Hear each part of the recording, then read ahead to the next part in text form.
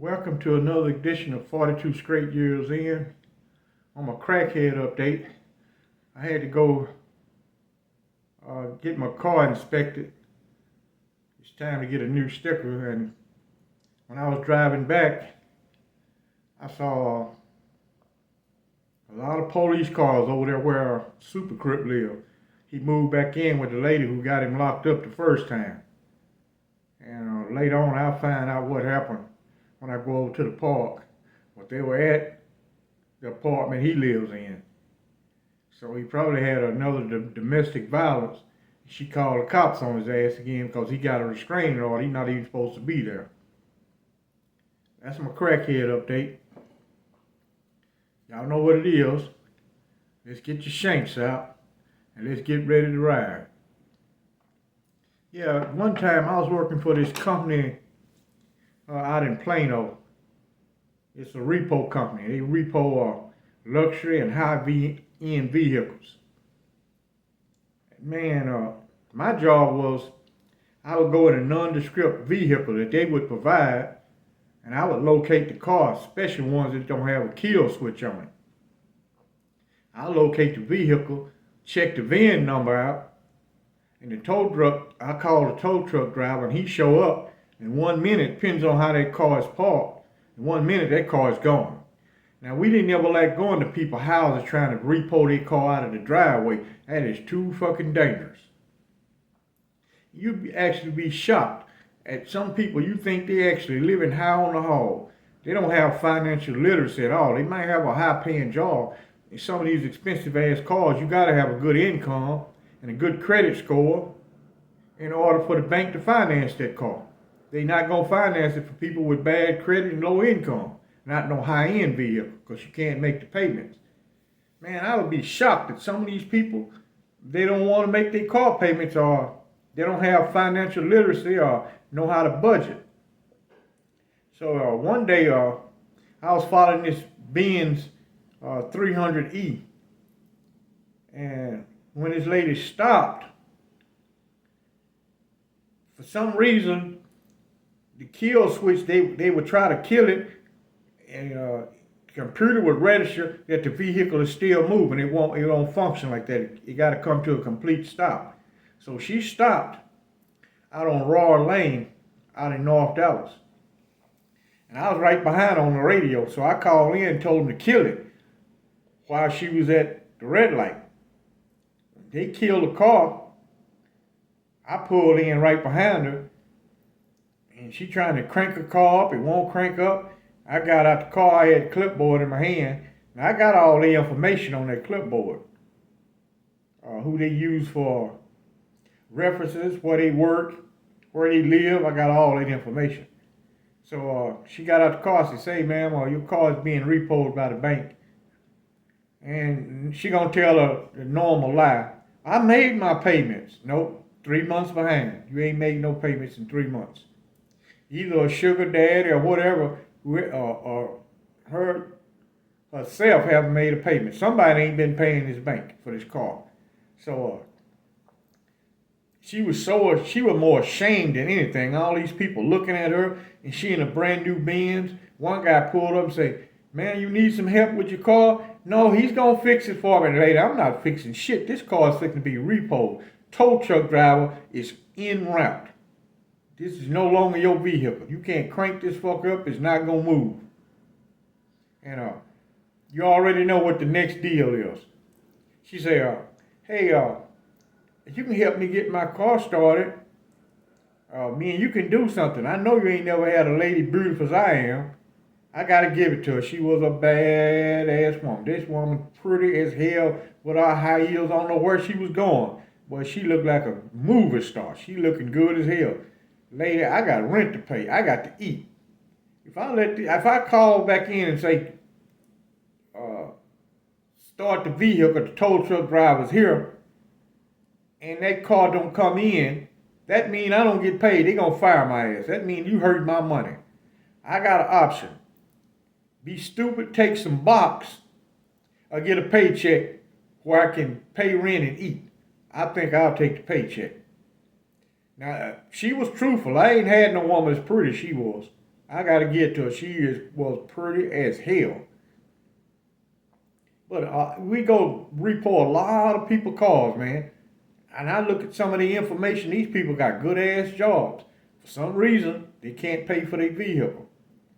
Y'all just had somebody in the comment section. I should have been did this.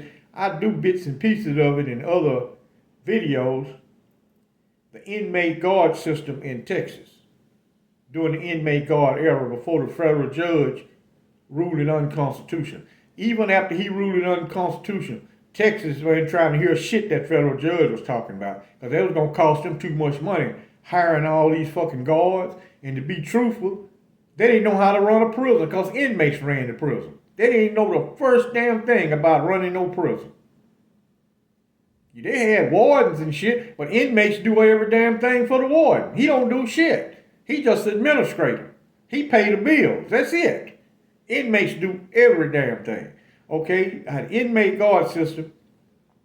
Texas had inmate guards. Mississippi had inmate guards. They just was called different names. Louisiana had inmate guards. And Arkansas had inmate guards. Now, I use the term inmate guard interchangeably with building tunnel and turnkey. Those are inmate guards. Okay, let me explain to you the function of a building tunnel. These are the guys that's on the cell block and dorms who the warden has appointed to run those housing units. And on those housing, out of the inmate guards is one known as the head building tunnel. He's the actual man who runs the whole cell block. And the other guys are his assistants. Now, I'm just going to pick the Ramsey unit out, the way their inmate guard system worked. Ramsey had a total of 7 inmate guards on the cell block. They had 6 guys called porters. Those are the guys clean up, pick up sheets, clean the windows and all that stuff. They worked for the inmate guards. Now, like I said earlier, inmate guards or building tunnels worked in the housing areas, whether it was a dorm or a cell block. Now, how these guys were selected, number one, you had to be a dirty motherfucker that's going to go against the rest of the inmate population. You got to do that, number one. And number two, they try to select guys with size. Now, it was some inmate guards who were small, but you can bet one thing, he's going to be a bad son of a bitch. He can fight and do all that shit. And if necessary, he'll use a weapon. Like if Ramsey had an inmate guard, Shithouse Shorty. He was a turnkey. House is only about 5 feet 1. But he built like Hercules. He'll fight any damn body. You're just going to whoop him. And he's a dirty son of a bitch. He will put the iron pipe or shank on your ass if he got to. Now, turnkey. A turnkey worked in the hallway at maximum security prisons, especially the old prisons in Texas. They got riot gates in the hallway. In case there's a riot, they can section it off and control it.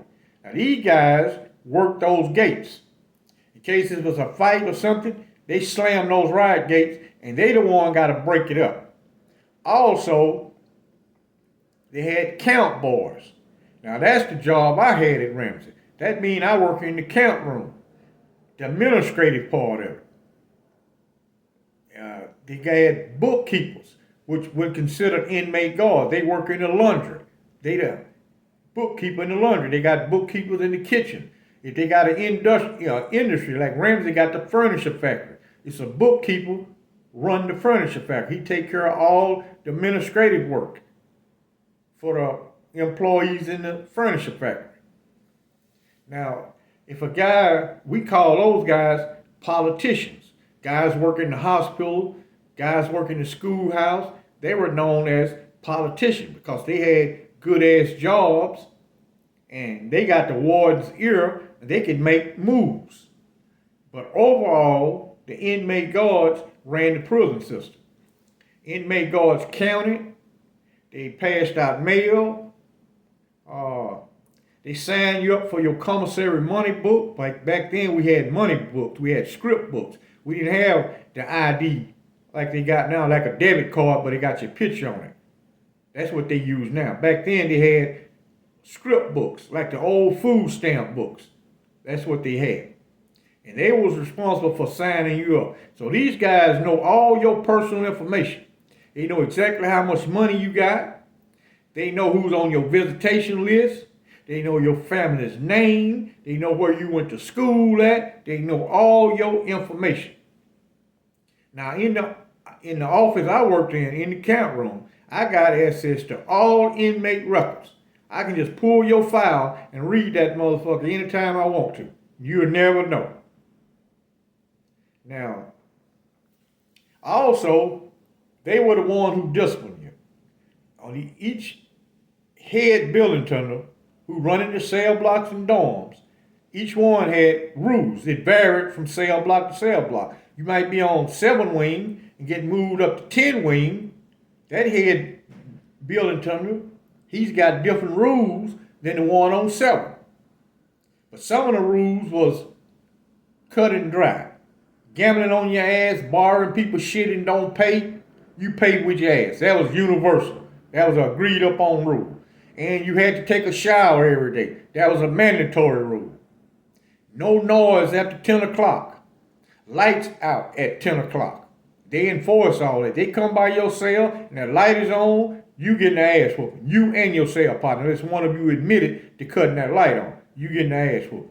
Everything was solved with violence with inmate guards. They only explain the rules to you your first day on that cell block. After that, there's no more talking. They don't talk no more and negotiate with you. They whoop your ass. That's the next outcome. Your cell not clean. That's an ass whooping. They come by to your bed, you go to work, sheets and blankets laid all on the floor and all fucked up. That's an ass whooping when you get in. So they had martial law. And some of the prison gangs, not no Crips and Bloods and Gangster Disciples and GBDs and all that shit. I'm talking about the real prison gangs. Texas Inmate Guard, Aaron Brotherhood, Texas Mafia, RAU, Pistoleros. None of these guys didn't exist then. If that's the case, why all these vicious ass dudes was still here, and some of them is old men now. A lot of them is dead. A lot of them dead. But they were not killed by none of these prison gang members because their ass didn't exist. If they even got wind of you trying to organize something, man, they break y'all ass off proper. I'm talking about proper. And most inmates know you had to get out in the water then by yourself. There's a lot of head up shit, head up fights. Different rules to the fighting. Depends on what prison you at and where you fighting at. You fighting in the fields on Ramsey, you will get your ass killed if you don't know how to fight. Because those field bosses will let you fight any way you want to. Wrestle, kick, stomp, you do by any means necessary. Now in the building, they got rules. No wrestling, and you better not stomp nobody when they fall down. If you don't want to fight no more, you stay down. And that guy got to leave you alone. That means the fight is over with. You lost. You want a rematch? Come back later on and get you a rematch. Now, inmate guards kept a lot of the bullshit down. They did a lot of wrong. They controlled a lot of the gambling. They control running a store. That means selling stuff to inmates 2 for 1 or 3 for 2. A lot of them control that. A lot of them run a protection racket. Like when you get to Ramsey, you talk to the head building tunnel there. At that time was Darlies on the cell block I lived on. He was the one run 7 wing. This is a big ass fucking cell block. There's 2 sides to it. And anyway, when he talked to you, he asked you, you like fat butt boys? He be trying to sell you one. Yes, you like gambling. He explained the gambling rules to you. He explained how if you borrow people's shit, how they expect you to pay it back. And if you can't pay it back, the consequences for not doing that. Now, some of the things those guys, only thing I liked about that system is I could defend myself. I ain't got to take no bullshit from you from another inmate at all. Under this new system, you fuck around. A lot of violence I talk about is under the old system. The old warden didn't give a shit about no violence. As long as you didn't fuck with a guard or one of the inmate guards, warden didn't give a shit. Now you fuck with them, now you got a major problem. And one thing that kept the inmate guards in power is they stuck together. They were way better organized than one of these bullshit prison gangs. You could jump on a Hispanic inmate guard. The white and black ones gonna tear your ass up. They ain't gonna ask no questions. They ain't gonna have no meeting like gang members. They got a meeting and all. They don't do none of this shit. They just run up with some blackjacks, a water hose with lead in it, and get right on your ass. No questions asked. They sort the shit out later on after it's over with. They ain't do all that talking and negotiating. They didn't do none of that bullshit. Now, it's a couple of old guys got hurt. It was rare, but it did happen. They get stabbed. Every now and then one of them get killed. But it was not by no funky ass gang members. Those guys did not exist. I could name so many of these vicious ass inmate guards on why you didn't kill him. Why you didn't kill Big Bear. Average little old puny ass dude, you be so scared of Big Bear, you wouldn't even fuck with him. You be too fucking afraid. Because he ain't no nice, friendly, smiling, big old ass dude. You can see the look on his face. He will knock your damn head smooth off. You can see it. As soon as you meet him, you can see that. And I guarantee you, no little old puny ass fucking dude ain't run up and fuck with this man. I ain't never seen nobody at Ramsey challenge Bear to a motherfucking thing. Ain't never seen it happen. I was at East Ham. Vicious ass inmate guards over there. They predominant white. Clarence Sonny Evans, Butch Ainsworth, Jack Friday, Bunch, Stags. Why you ain't kill them? These vicious motherfuckers beat motherfuckers to death, rape them, do all kind of shit. Why they still alive? Jerry Ray Bowling, the white dude that you see on one of my videos hitting the punching bag. His name is Jerry Ray Bowling. Now he just died of natural causes. He ain't died for no shank. So all that is bullshit. Don't listen at them clowns talking about they were killing these dudes. They telling the goddamn lie. They be so afraid of them dudes, it's a damn shame. Because they had a real clique. You got a bullshit clique. You ain't got no clique like they got. They will tear your ass up. And everybody in a Texas prison during that era knew that. You was going to get to see that your first day at the diagnostic unit when you get off the bus from the county jail coming into the prison. They will beat your ass on the spot. If you do anything fucked up, you answer any question fucked up, they will whoop your ass right on the spot, introduce you to Texas prison. This was not no nice place. Now some of them didn't just dry fuck with people. Some of them were professional, just like a correctional guard. They didn't just dry fuck with you. Do you know what the rules was when you're in the hallways and shit? No talking, harsh playing, none of that bullshit. They don't allow.